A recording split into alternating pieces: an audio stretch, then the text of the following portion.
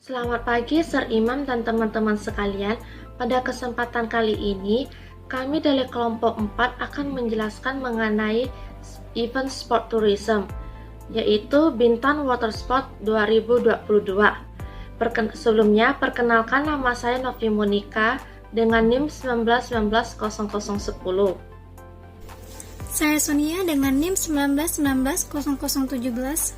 Nama saya Putri Cantika dengan NIM 19190066. Perkenalkan, nama saya Dewianti Surya Pratiwi dengan NIM 19190055. Nama saya Grace Fiona Kasmita dengan NIM 19190054. Perkenalkan, nama saya Yohana Magdalena dengan NIM 19190056. Nama saya Natalia dengan NIM 19190014. Sekarang saya akan membahas mengenai visi misi organisasi perusahaan event sport tourism.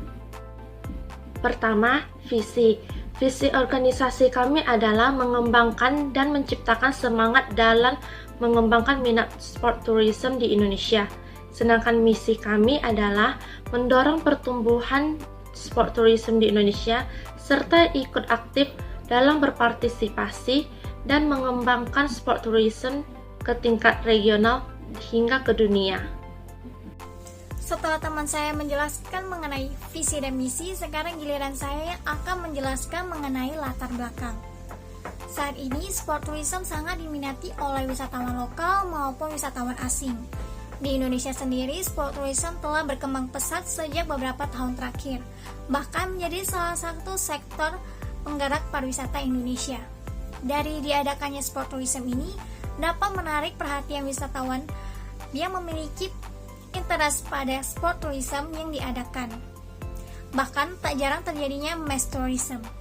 Mass tourism adalah kegiatan pariwisata yang dilakukan oleh sekelompok orang dalam jumlah besar mengunjungi suatu daerah atau suatu destinasi wisata. Pulau Bintan merupakan salah satu gerbang wisata Indonesia karena terletak di seberang Singapura dan di seberang Johor Bahru, Malaysia. Hal ini membuat Pulau Bintan berpotensi untuk mengembangkan sentra wisata belanja dan cross-border tourism. Pulau Bintan juga dipastikan memiliki masa depan pariwisata yang cerah dan dapat dilihat dari data kunjungan wisatawan mancanegara.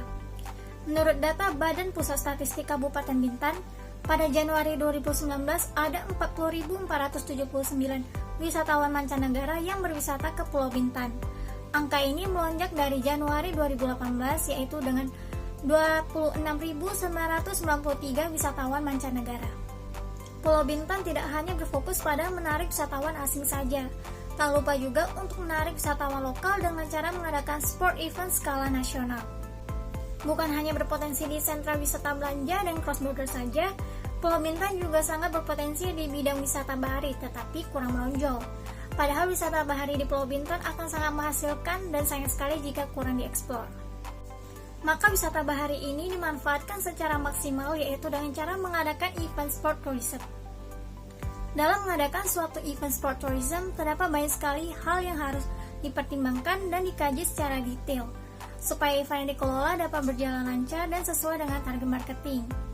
Hal-hal yang sangat krusial seperti menganalisa karakteristik demografis, penduduk daerah, hingga marketing. Saya ingin menjelaskan mengenai konsep jenis sport tourism. Konsep jenis sport tourism yang cocok di Provinsi Kepulauan Riau yaitu yang berhubungan dengan sumber daya alam, terutama water sport. Karena di Kepulauan Riau atau di Kepri itu dikenal sebagai surga sport tourism oleh masyarakat lokal maupun wisatawan asing. Dan di Kepri itu memiliki banyak destinasi wisata pantai dengan pasir yang begitu putih dan air yang juga jernih. Contoh salah satu destinasinya yaitu adanya kolam renang terbesar se-Asia Tenggara yang bernama Treasure Bay. Untuk memasuki Treasure Bay harus bayar, tapi kita bisa menikmati beberapa macam water sport yang beda dari yang lainnya. Seperti contohnya jet elevator, stand up paddle, dan lain sebagainya. Maka dari itu di Kepulauan Riau itu cocok banget dengan event yang berhubungan dengan water sport. Dan kami akan mengadakannya pada bulan Juni 2022 dengan mengadakan 8 jenis lomba, yaitu ada jet elevator, stand up paddle, jet ski, kayak, diving, surfing, dan lain sebagainya. Lalu kami juga menargetkan minimal 500 peserta yang ikut dalam kategori masing-masing perlombaan. Dengan pengadaan event ini, maka akan meningkatkan perekonomian di Kepulauan Riau dan juga dapat memperkenalkan Provinsi Riau kepada masyarakat lokal, terutama kepada wisatawan mancanegara untuk dapat berkunjung ke Kepulauan Riau, terutama di Pulau Bintan. Selanjutnya, saya akan menjelaskan tentang analisis karakteristik demografis di Kabupaten Bintan menurut data Badan Pusat Statistik Kabupaten Bintan, menurut usia, jenis pekerjaan, dan tingkat pendidikan. Yang pertama, usia. Apabila melihat tabel jumlah penduduk menurut kelompok umur dan jenis kelamin di samping, usia produktif di Kabupaten Bintan didominasi oleh usia 15-19 tahun dengan jumlah mencapai 14.272 jiwa.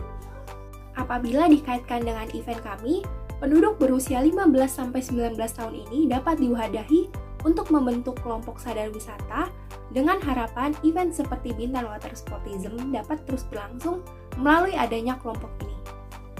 Yang kedua, menurut jenis pekerjaannya. Berdasarkan data di samping, lapangan pekerjaan utama di Kabupaten Bintan adalah pada bidang jasa. Penduduk yang bekerja di bidang ini dapat diberdayakan dalam event-event seperti Bintan Water Sportism menjadi staf untuk memberikan informasi ke pengunjung yang datang. Dengan ini, informasi yang didapatkan oleh pengunjung semakin akurat karena berasal dari penduduk lokal. Yang terakhir, tingkat pendidikan. Partisipasi pendidikan di Kabupaten Bintan didominasi oleh SD MI sederajat sebanyak 41,96%. Apabila dikaitkan dengan event ini, penduduk di bangku SD dapat diberikan pengarahan tentang gerakan sadar lingkungan di usia dini, seperti membuang sampah seperti kategorinya. Hal ini dapat memberikan nilai positif seperti tingkat kebersihan, yang mana sebagai salah satu faktor utama yang dapat memotivasi wisatawan untuk datang ke Kabupaten Bintan meningkat.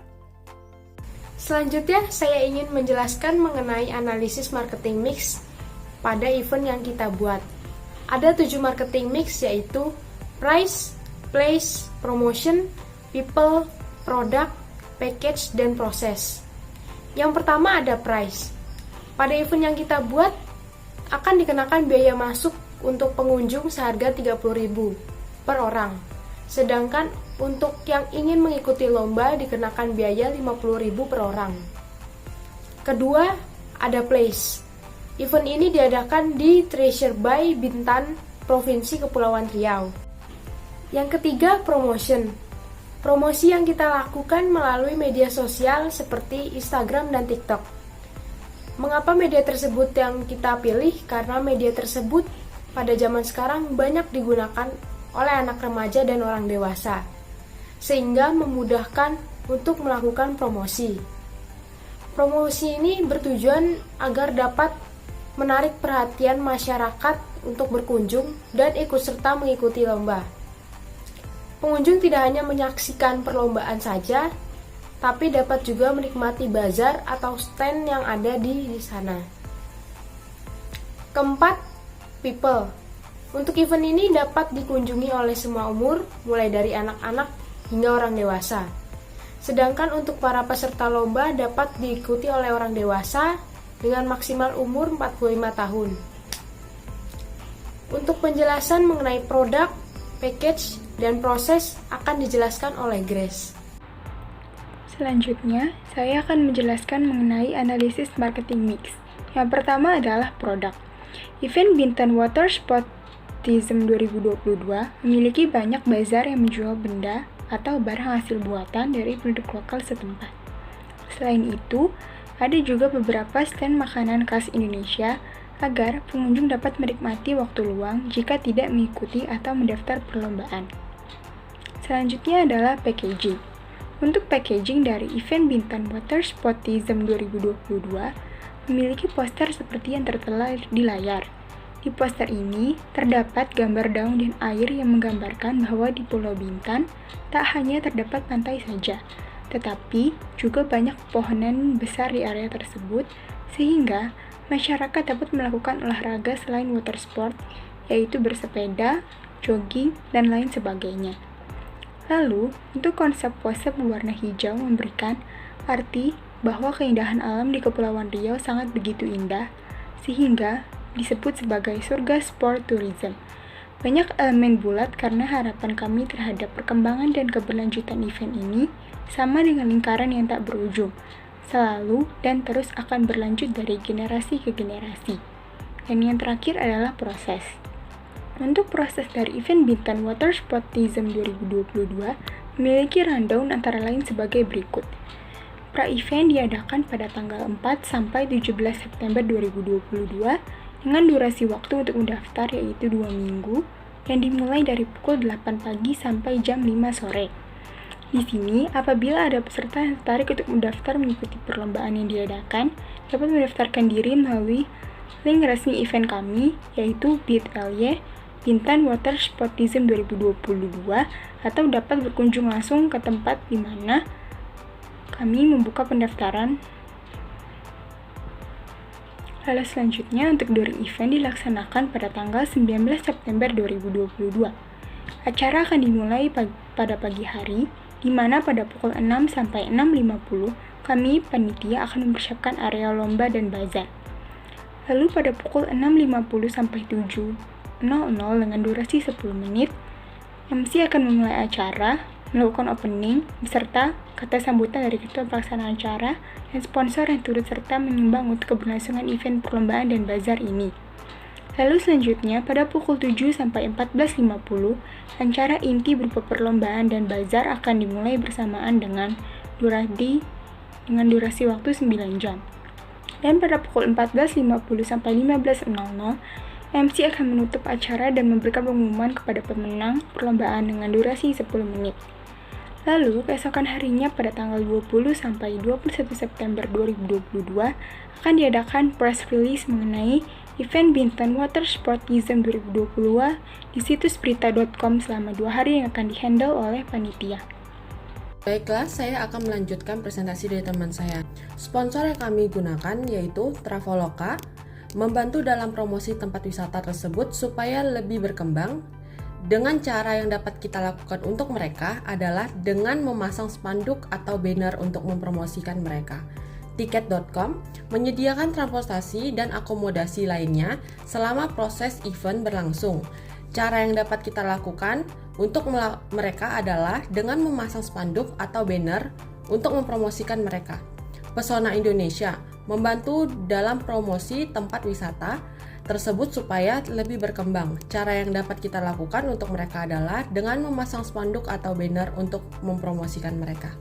Saya ingin menambahkan sponsorship seperti yang dikatakan oleh Natalia bahwa kami telah mendapatkan sponsorship yang dari bagian travel seperti contohnya tiket.com, Traveloka, dan Pesona Indonesia. Lalu kami juga mendapatkan sponsorship dari pemerintah, lalu dari bagian food and beverage seperti misalnya Pocari Sweat, Hadi Kitchen. Untuk Pocari Sweat dan Hadi Kitchen akan diberikan kepada peserta lomba yang dimana akan diberikan sebelum mereka melakukan perlombaan. Lalu kita juga mendapatkan sponsorship dari bagian olahraga seperti misalnya ada Diadora dan juga Positive Wear. Untuk budgeting sponsorship tersendiri itu kami menargetkan 100 juta rupiah dari sponsorship ini, dan kami akan memaksimalkan pengeluaran kami juga sebesar 100 juta rupiah. Jika kita mendapatkan pemasukan sponsorship lebih besar daripada pengeluaran kita, sisanya akan kami bagikan kepada seluruh panitia dengan sama rata. Benefit para sponsorship yang akan mereka dapatkan yaitu berupa banner dan juga spanduk. Lalu mereka juga dapat menjual produk ataupun jasa mereka di event kami. Karena kan kami sudah menyediakan 10 tempat tenant dari bagian sponsorship. Kesimpulan dari kelompok kami yaitu Pulau Bintan merupakan potensi wisata yang sangat bisa dikembangkan karena memiliki keindahan alam yang menarik, serta mampu menarik berbagai wisatawan lokal maupun mancanegara. Oleh karena itu, dengan adanya event ini, kita bisa membantu mempromosikan wisata ini sehingga bisa lebih dikenal orang banyak dan juga bisa membuka peluang usaha kecil bagi masyarakat sekitar. Event yang kita adakan ini juga dapat dijadikan sebagai perlombaan bagi yang suka olahraga dan juga kompetisi khusus para atlet yang ada.